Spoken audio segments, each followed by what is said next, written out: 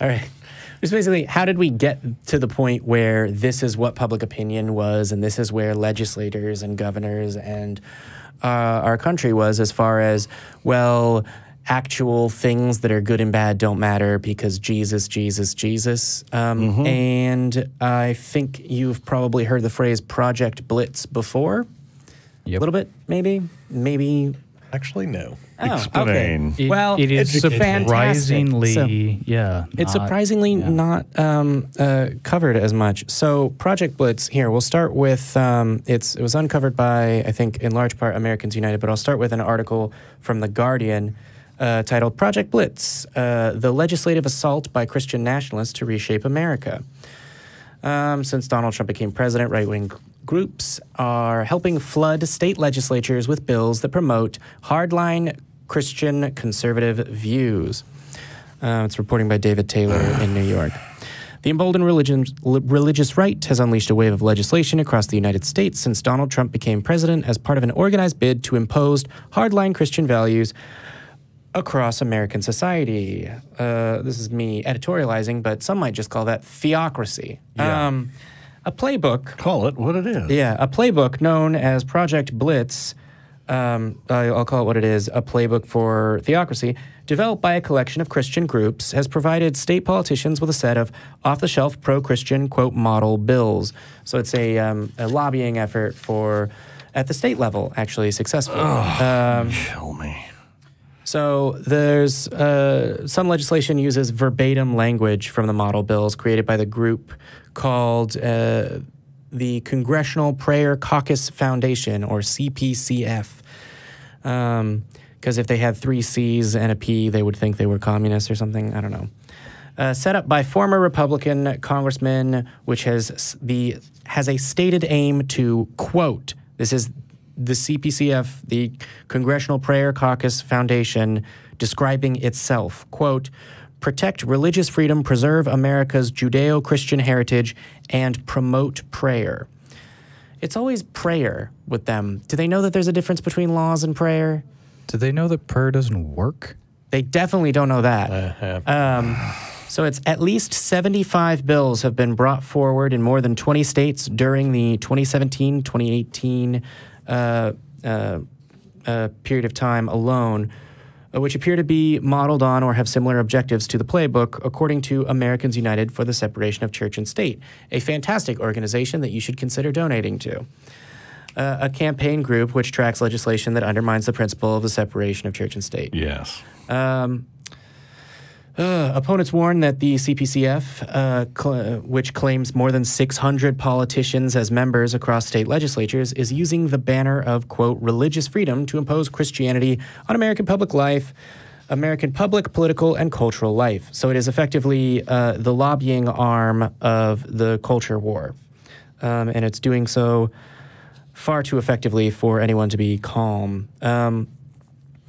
You said over 600. Over 600. More than 600 politicians across state legislatures. So, for example, in Alabama, Arizona, Florida, Louisiana, and Tennessee, exactly where you'd expect. Exactly where you'd expect. Somehow Texas escaped that one. So-called, quote, in God we trust bills have become law. Law since 2017. Which will see the phrase emblazoned on public buildings, hung in schools, and displayed on the side of public vehicles, including police cars. Oh, yeah. Yeah, I see it on police cars here all the time. Yeah. You may be in Austin, but you're still in Texas. Yeah. And for those of you who haven't seen, they are taking full advantage of this. They are in schools, they are putting in every single classroom. Yep. Yeah, everywhere. Yeah. They're trying to normalize this as much as possible. Yeah. So a lot of the bills are things like putting in God we trust fucking everywhere for no good reason, and then spending millions of public dollars to defend their right to do so, and then ultimately losing court. For now. Because eventually those court cases can get appealed to the Supreme Court, which may have, people who have all but explicitly stated, I am a Christian theocrat. So it's, I can't remember whether it's Kavanaugh or Gorsuch or both that said, yes, I see a place for Christian religion in American law. It was probably both. Yeah, it's probably both. One of them said anything it, the I other could one say about thought that would be actionable. So Yeah. I won't say anything. And actually, before we move on, do you want to give some context for why "In God We Trust" is so problematic for those of yeah. So that don't know? "In God We Trust" is now the national motto, which is the only quote unquote secular grounds they have to claim it, and it became the national motto in 1956, I believe. 1954. I corrected you last I believe. Week. Yes. I have now been twice corrected, and hopefully at least once learned. In 1954, because the communists were godless heathens, and we wanted to be more Jesus than them. Yeah, you mentioned theocrats, and that reminded me. Oh, we need to talk about why we have "In God We Trust." As a motto, and it's this idea of like, I don't know, we're not a communist nation, we're a Christian nation. Those Reds and their red communism, there's no reference to economic collectives in the Bible among the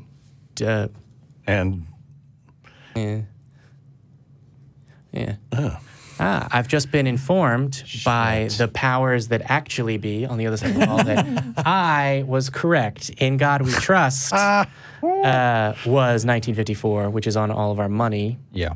And that under God added to the Pledge of Allegiance is 1954.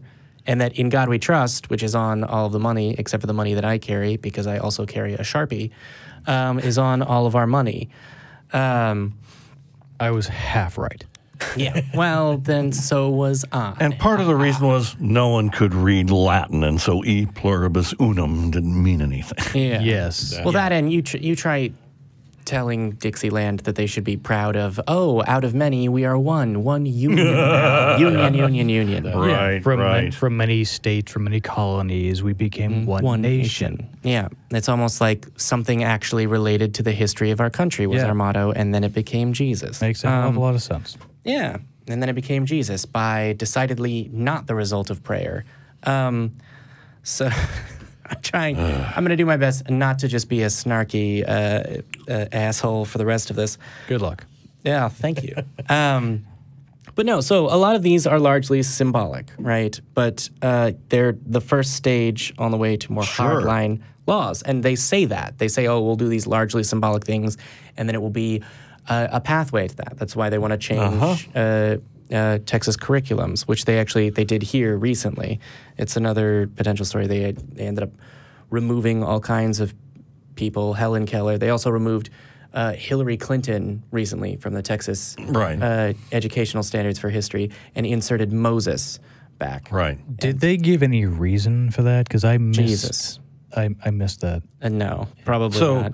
Does that mean that when the history books talk about the last election, Trump ran against redacted? Trump ran against Black Line and won gloriously against the blur of Satan. Actually, it would be like Trump ran against the physical embodiment of Satan and defeated Satan and won the election by -3 million votes. And that's how he became supreme leader. Well, I'm pretty sure I heard Alex Jones say that she was literally possessed by a demon. Oh, yeah. No. Wow. Maybe Obama is. Was it in 17% like of voters demon? in Virginia believe that she was literally actually Satan. But probably more widespread is the belief that it was like a mid-level demon. Yeah. I don't know. Like a level 6 demon. On a scale of what? I have no idea. Middle management of hell. Yeah, middle management. So they got like the general manager of Hell's Arby's to come and possess Hillary Clinton. Wow, Christians have the ability to detect supernatural beings, correctly identify which supernatural being it is, and now they get to determine it gets way more exactly the rank of that. Well, there's like, oh, what kind of angel was it? Was it a guardian angel or was it a guiding angel? Right. Really? Well, they just check their IDs. Yeah. Well, because even the angels are pro ID laws. That's right. So the papers, please. Yeah. But so even though initially a lot of these are symbolic, they say that they are a pathway to more hardline laws. They are presented as measures to preserve religious liberty, but are intended to give businesses, pastors, and childcare providers the right to discriminate against LGBT people in line with their, quote, sincerely held religious beliefs, end quote. So Samantha Sokol, who studied the bills for Americans United for Separation of Church and State campaign group, said, quote, "In God We Trust bills are the most common. We had 26 of those. They really just exploded this year." I mean, really, it's... Right. It is a movement. They describe themselves that way. They have, like, I hate to be that person, but they declared a culture war and are continuing to fight it. Yeah, they're not being subtle. Your choice is, do you think that you should fight back or at least form part of some kind of They're extremely resistance? overt, but the coverage has been very sparse. Yeah. There's been, as far as I'm aware, one story that the New York Times did once on Project Blitz that was like, wow, look. It was fucked up. And then they moved on because Trump tweeted something. So, right. Yeah, it's, I mean, I can go on, but, I mean, I don't know. We'll come back to it for more details because I think we're coming to the end of the show and there's only so